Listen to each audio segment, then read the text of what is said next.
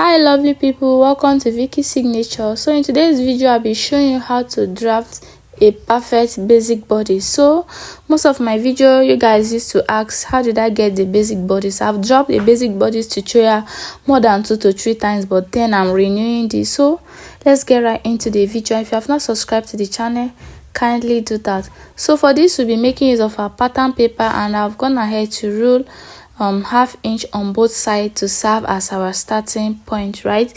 So first thing what we are going to do now is we are going to be dividing our our bust by 4 and add like 2 inches. So when I have about 11 inches, so I'll be marking 11 inches into 2 parts. That is to say, I'll mark 22 and then I'll divide it.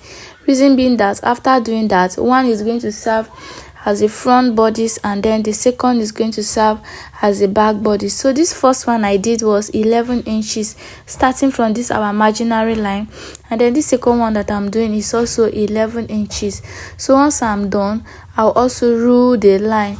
So I'm not going to edit anything, like I'm not going to speed up, I'm not going to reduce the speed, so that we can all understand it very well. So now this is me ruling the line, right? So this is our front and then this is our back. Let's go ahead to label it so that we can understand it properly, right? So this is now our front. So let's label it. This is our front and this is our back, right? So we can start with the front properly. So now first thing now is, after doing that, next thing you have to put your shoulder measurement and divide by 2. So mine is 15 divided by 2 is 7.5. Now for an average person, you come down for the shoulder slope like 1 to 1.5. So I'll be coming down with 1.5, so that I came down with 1.5. That is what I just marked. Now for the armhole, you're going to be dividing your bust by 6. So when I divided mine by 6, I got like 6 inches. Then you're going to add plus 1 inches, right? You're going to add plus 1 inches. Anything you have, you're going to rule it together. So that is what I'm marking there. So that part is going to serve as my chest line, and then I'm marking it upward so that we can see our shoulder part very well, right? So now I'll be marking my shoulder to bust point, which is 10 inches.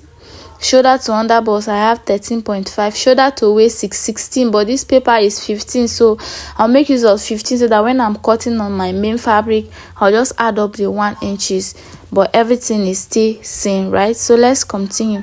So after marking it, I'll just go ahead to rule the line like this so that we can understand it very well. So the first line is the chest line, the second one is the bust point, the third is the under bust, and then the last is the waist line.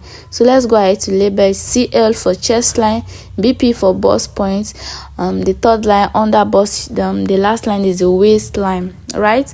I believe no one is confused yet. Now let's put our neckline measurement. So for basic bodies you use 3 by 3 inches, right? And after putting it, I'll use my French curve to connect the line properly. I was supposed to use a smaller one, but I misplaced it while traveling sometime last year, right? That was during December, but I'll get another one soon. So now after doing that, I'll connect from that neckline to meet the 1.5 inches we came down by earlier for our shoulder slope, right?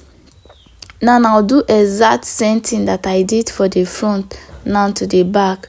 So now what I measured is the chest line. Instead of calculating again, I'll just measure what I have there, then I'll connect the line again, right? So everything is same. Chest line for front and back is same, right?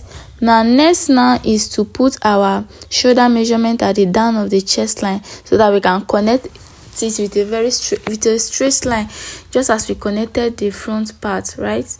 Now after connecting it for the back, you are going to be coming down by 1 inch for your shoulder slope. For the front we came down by 1.5, but the back is 1 inch. Now for the back, you're going to divide all whatever you have into 2, and then you mark the midpoint like so. At the midpoint, you go in by ½ of an inch and then connect it to your 1 inch that you came in. you came down by, right? I believe you understand. Then on that chest line, you go ahead to put your bust measurement, divide by 4. So after putting mine, I'll just use a curve to connect the 2 points together, the ½ inches we came out by, and then the part where we marked our bust measurement, right? So now for the back neckline, for our basic bodice, we use 1 inches to 3 inches. So note that anything you use on the neck width should tally with the neck width of the front. So I'm using 3 by 1 for the back, and then for the front is 3 by 3. You see that 3 stands, right? Here the 3 stands. Then I'll connect it from that neckline to meet the 1 inches, just as we connected from the neckline to meet the 1.5 inches on the front. So let's continue with the front. So for the front, you are going to come up by 3 inches from your chest line so that you can get the midpoint of your armhole. After getting the midpoint, you go in by you go in by ½ of an inch or 0.5 as the case may be. So for this particular one, I want my blouse to be well contoured, so I went in by 0.75. Now on the chest line, you divide your bust measurement by 4 and then you put it there. After that, you use your curve to connect them together, just as we did for the back, right? Now let's put our dart. Your dart is going to be your nipple to nipple divide by 2. So mine is 8. When I divided it by 2, I have 4. Then I'll go ahead to mark the 4 inches on the chest line, on the bust point, and then on the waistline. Then I'll go out by ½ inch on both sides on the waistline, and then connect it up to meet the bust point, which is going to serve as the waist dart, right? Now on the waist measurement, I'll put my waist measurement of 7.5 inches because my waist is around 30, right? 30, I'll be 31. Yeah, but when I divided it, I have 7.5 inches. Then I'll go ahead to add that 1 inches for the dart we just took. Then I'll connect it to meet the bust measurement, right? Now for the back, you know the back is always shorter than the front because the front have breast, back doesn't have breast, right? Let me call it breast so that we can understand it very well. Now the back length I'm working with is 14, while the front is what? 16. So that is the 14 that I just marked, and then I'm connecting the line together. So that 14 inches is going to serve as our waistline for the back. So on that 14 inches, you go in by ½ of an inch and then you connect it upward to meet your neckline. So by doing this, it's going to remove any form of zipper purge, right? So after doing that, you're going to be marking 1 inches out, right? We're going to be marking 1 inches out. But before then, let's go ahead to mark our waist measurement and then connect it to the bust measurement upward there. So you discover that I added 1 inches for the dart intake, though we have not drawn the dart for the back. I'm just jumping, but don't worry, we are going to get it soon. So on that waistline for the back, you go ahead to mark your 1 inches all around to upward to serve as your zipper allowance. So that is where we'll be putting our zipper. Then you go ahead to connect it properly, just like so. I hope no one is confused now. Now I'm back to the front. You know the back is always shorter than the front, just as I just explained. So the difference between the back and the front waistline is 16, the back is 14.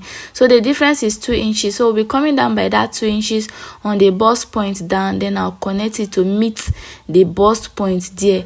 Can you see? So now that is going to be our bust dart. So we've taken 2 darts, the waist dart and the bust dart. So let's quickly go to the back and then take our dart also. So taking the dart of the back is not difficult. It's just what we did for the front waist dart. So you mark your nipple to nipple divide by 2 and then you go upward to meet your chest line and you take the dart of ½ inch on the both side and connect. So after that, I believe this is all for the basic bodice. If you have any question, you can drop it in the comment section. And I made use of this pattern to make this beautiful clothes. So watch it out on our next tutorial. Bye.